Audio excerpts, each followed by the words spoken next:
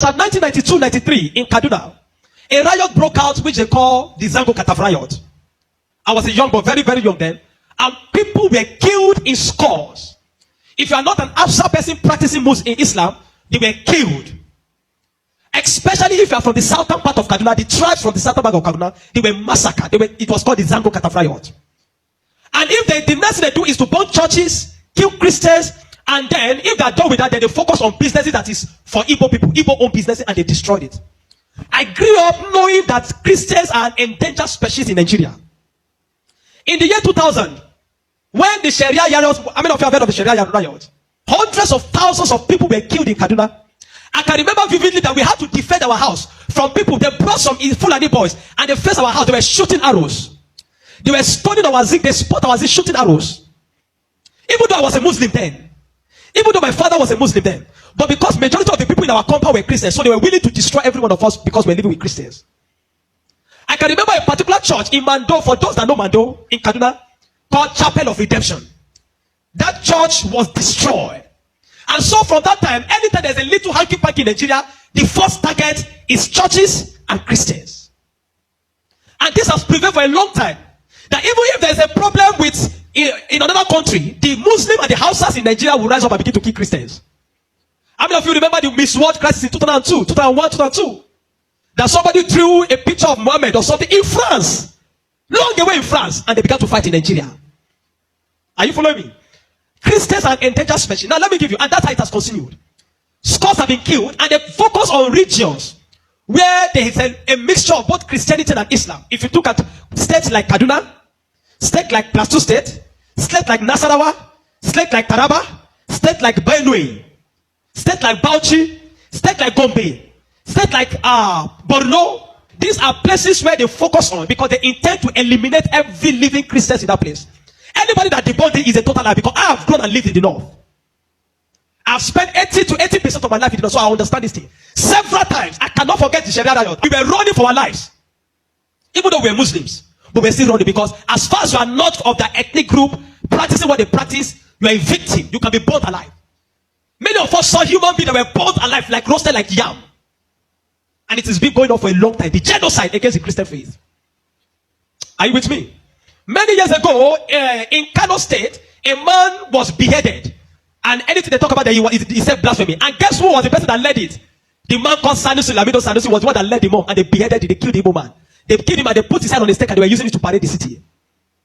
You will understand of a woman also that is an evangelist. Evangelist Eunice that was preaching about 2016 or 18 in Abuja.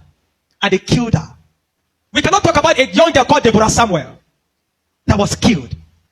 I schooled in Jos, and for years, the people of Plateau have been massacred. Riot breaking out every single time. The world that the moment anything happens, the next people that are victims are Christians. And it is unfortunate that all these years the government have not been able to do anything about it. But the agenda is deep. Are you with me this morning? Why am I saying? Because I don't want us to be an ignorant people. If we are ignorant people, they will control the narrative. And these days, let me tell you this truth. God will not come and fight for you. Remove that thing from your mind. If Christians don't rise up, pray from now till tomorrow. God is not coming to fight for you. Are you with me? Now, in the year 2009, Boko Haram started. Boko Haram started because of a section. It was a political movement. They created Boko Haram as a political talks to bring confusion into the government of Goodluck Jonathan. And to be able to, destroy any opposition, starting from Borno State, under the watch of a man called Kashim Shettima, which is now the vice president of Nigeria. Kashim Shettima and the other man, Ali Mohammed Sharif. These were the people that started the business of Boko Haram as a political talks to be able to oppose their opponents. But after a time, the ideology grew and they began to destroy. Now, it became a problem and they began to use it to destroy, bombing here and there. In 2009, 2010. As of 2010, a man led a meeting in Jos. Are you with me? He led a meeting that they were going to annihilate Christians within the locality of Plateau, Borno, Plateau, Bauchi, Kaduna, and Nasarawa. And he said they are going to perform jihad. They will bring jihad and they will go to kill them. If the Islamic leaders are not willing to lead them, he is ready to lead the movement. I have the minute of that meeting in my phone presently. Guess who is that person? Issa Pantami, that was the former minister of communication under Buhari's regime. And several times, these are people that are terrorist sympathizers. And that is why the Nigerian army has not been able to win the war against the terrorism. Because people have, the terrorists have infiltrated the Nigerian ranks, the army ranks, so they cannot win the war. That said, Osama bin Laden was a better Muslim than he is. He was sad when Osama bin Laden was killed. And he has said it several times that Boko Haram should not be killed. He said they are Muslim brothers. How do you win a war against terrorism? When there are people high in government that are sympathizers to terrorism, how do you win that war? Now, there are 4 categories of insecurity or people that are causing insecurity. Number 1, you have Boko Haram. Number 2, you have bandits. Number 3, you have Fulani herdsmen. Now I'm going to show you how they are connected. Many people don't know. The Boko Haram and the Fulani herdsmen have one mission. The mission is simple: Islamize Nigeria. Come to a territory that are Christian dominated, kill everybody there, occupy their land. Go to Benue, look for a community, kill them there, occupy their land. That's always me. Boko Haram and the Fulani herdsmen. Have you noticed that Fulani herdsmen they don't kidnap, they kill? There's hardly a place you hear that Fulani herdsmen capture that they say these are Fulani herdsmen. No, when they go, they kill. How do they kill? They kill with guns. You must now ask yourself, how does a Fulani man get AK-47? Do you know the cost of one AK-47? One AK-47 is over $1,000 something. Where will a Fulani man be able to obtain to get one AK-47? Are you with me? And now, so you will know that there are people that are sponsoring this movement. Then the Boko Haram and the Fulani, they go about Christian-dominated areas. You will understand that when this terrorism started in Nigeria, that only people that were killed were Christian churches. You will not hear that they kill anyone. It is Christians and churches. I remember in Kaduna then that churches began to look for security men to guide their churches in every service day. Otherwise, you can be in church and the next is boom, everybody dies. And churches that don't have money to hire soldiers began to use some of their members. I was a member of the security team in my church in Deeper Life in Kaduna in 2010. Because we don't stay in the church. Once I come to the church in the morning, we stay outside, moving around patrolling, because anybody can come and drop anything. So when Boko Haram started, the majority of Muslims, the Hausa, Northern Muslims, the Hausa, they were happy. I know of people that were celebrating it. If you see them crying today, I'll tell you why. At the initial beginning of this thing, they were happy celebrating the killings of Christians. They said they are purging Nigeria of army. It was majorly on Christians and Christian-dominated areas. But when it comes to 2014, the man Buhari and APC that wanted to overthrow the government of Jonathan, by all means, decided to employ mercenaries from Niger, from Chad, from all those Fulani, from other African nations where they're Fulani, and they brought them into Nigeria. What was the goal? The goal was that if Jonathan does not concede defeat in the election, they were going to rain hell on Nigeria.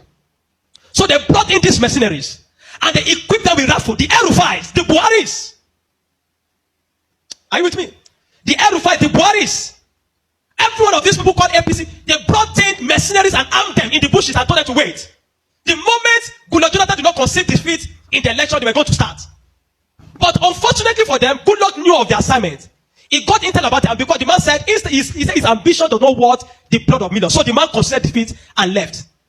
And so they declared APC winner. Now, you have already brought people from different parts to come and fight. But what they wanted to come and fight for did not achieve anymore. So now they left those people in the bush. They left them with guns and ammunition in the bush. And when Buhari became the president, he abandoned them. Instead of them to settle them and let them go back, they abandoned them. And the people saw Nigeria as a place that is good. And the people decided to remain in Nigeria. Those are the people that started bandits. Before, we don't have anything like bandits. Banditry started under the watch of APC, under Buhari, because they were the ones that brought them in. Kidnapping, because they needed to survive. So they started by kidnapping. And they started by kidnapping. And they started by kidnapping. And they started by kidnapping. Over time, now, you understand that there are certain parts of this nation where there are mineral resources. Don't be an ignorant Christian. Follow me. Don't be an ignorant Christian. Don't be in a nation where you don't have understanding of what is happening. Now, there are some parts of Nigeria where there are good resources.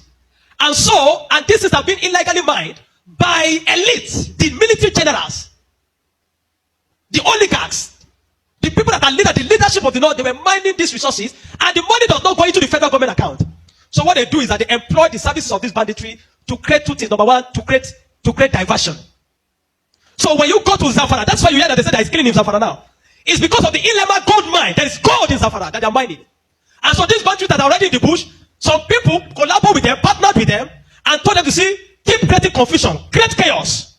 When you keep creating chaos, the Nigerian state and the people of Nigeria will not be able to focus on the illegal mining. They'll be concerned about the insecurity. So the insecurity is created as a means of diversion in the north. Are you following me? It is created as a means of diverting the attention of the military and the Nigerian populace from being able to focus on the illegal mining of resources. And any part of the north where there is resources, you find out that insecurity there. Recently, it has started in Kwara because there's a great amount of lithium in Kwara too that they have discovered and they're mining. So they partner with the Chinese because the people that do this illegal mining are the Chinese. They partner with the Chinese to be able to. So the bandits became the security men of the Chinese and all those people to protect them. So that while they are mining, they can begin to cause chaos. Because while the people are mining and they are causing chaos, kidnapping, nobody will be able to focus on what the Chinese are doing and those people illegal mining. Every single day to this moment, I'm telling you, they are mining in those places. And they will take it to an airfield in the bush and fly it out of Nigeria. They are making billions of dollars from it every day while people are being killed. That is why you now hear that Muslims are saying that they are killing Muslims too. What you have, it is what Buhari created. The APC-led administration created. The banditry they created is what is affecting the North now.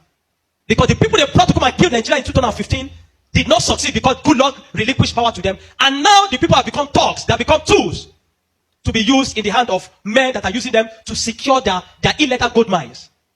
And that's why you kill them. That's why you hear that they say they are killing Muslims. Now, the Christian persecution and genocide has been there. So you find that the other part, the Muslim and the Fulani men keep going around killing in all those parts. And the Christians and the churches have been silent for too long. This evil has prevailed in Nigeria because the righteous men have been too quiet. If we're ever going to win against insecurity in Nigeria, Nigeria must put two things Nigeria must do. Number one, Sharia law must be completely abolished in Nigeria. Because Nigeria is not an Islamic state. Why will Nigeria, some part of Nigeria, be practicing Sharia? The law guiding them, constitutional law, that believe that if somebody deserves to die because he speaks against his God. Can an Hausa man insult Jesus and I kill him for insulting Jesus? But somebody believe when you speak against Muhammad, you deserve to die. How do you live in a country with somebody that has that kind of mentality? The military have become complicit. They are compromised. Nigerian military cannot win this war. 20 years from today, I'm telling you, 20 years from today, this thing of insecurity will not end because there are people that are enjoying it, benefiting from it, and reaping from it. If Nigeria wants to win this war, partner with America. Let them come and militate. I mean, if you have seen that in Kano yesterday, some people were protesting that they don't want America to come.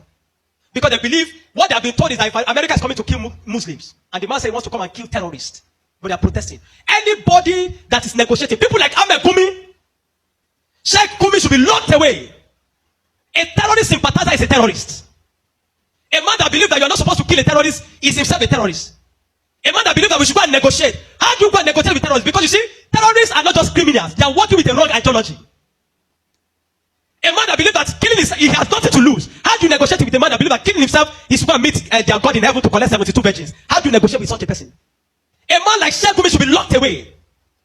A man like Ali Muhammad Bushari should be arrested. You want to win against terrorism, you must go brutal. No nation win against terrorism by pampering them. The custom is taking rice, seizing rice from Nigeria and taking it to terrorists in the bush that they need to take care of them because they are human beings. To know. The moment you have become a terrorist, that you see that taking the life of your fellow human being is nothing, is to please a God, then you don't deserve to live. Children of God, I'm not going to ask you to pray because this is not a period of prayer. This is a period of action. Reverend Dr. Ezekiel from Jos, the man have been speaking, have created attention. Not for once have they invited the man for interview because they don't want to give the man any airtime. But you see, any little thing they will call Gumi and give him microphone. Gumi, they are inviting Gumi up and down. The media is complicit. The Nigerian military are complicit. You can't win war with this Nigerian army, not because they don't have the capacity, but because they are compromised. Buhari created banditry. The people like Gumi and the rest of them, they are the people that facilitated the idea of Boko Haram. And today, some of them are your leaders in government. Most of them are moving free. Not one have been arrested. Kabiru Sokoto that bombed Nyanyan in 2011. When they rearrested him, guess where they got him? In the house of Shetima in Abuja. What is he doing in the house of Shetima if Shetima doesn't know him? But today, Shetima is your vice president. How do you win a war where terrorists are ruling you? Where terrorist sympathizers are moving around? This is not a period to say we are praying. No! This is a period of wisdom. This is a period of action. Churches in the south have no idea. They sit in their cozy churches with us employing them. They don't know what it means to be in the north. They don't know what it means to be running for your life. That every Sunday in the church there in Kaduna, when they finish us, everybody's praying with one eye open. Because you don't know God might go up at any time in the church. The Nigerian church must rise up. There's an agenda. And if you read the minutes of that meeting in 2010 led by Isa Patami, you will not believe it. I have a recording of his messages. Where's our people? Where say, why would they be killing their people? He said, why would they be killing his Muslim brothers? Referring to Boko Haram as their Muslim brothers. How do you win with such a people in government? And that guy was a minister under Buhari for 8 years. Do you know why I'm telling you this morning? You are a Nigerian. If you are not aware of what is happening around you, in a short time, one day your calamity will just come. You will not know how. Are you with me? The banditry that is destroying them in the north was created by the people Buhari brought for mercenaries to destroy Nigeria in 2015 in case he did not win. Unfortunately, he won, and those people were left without fight. And they began to use the weapons that have been provided for. These guys have sophisticated weapon. They move logistic, move money in dollars. Where do you think they're getting it from? You think it's from the sale of cow? No. The Bible says, watch and pray. We have been praying. This is the time to do what? To watch.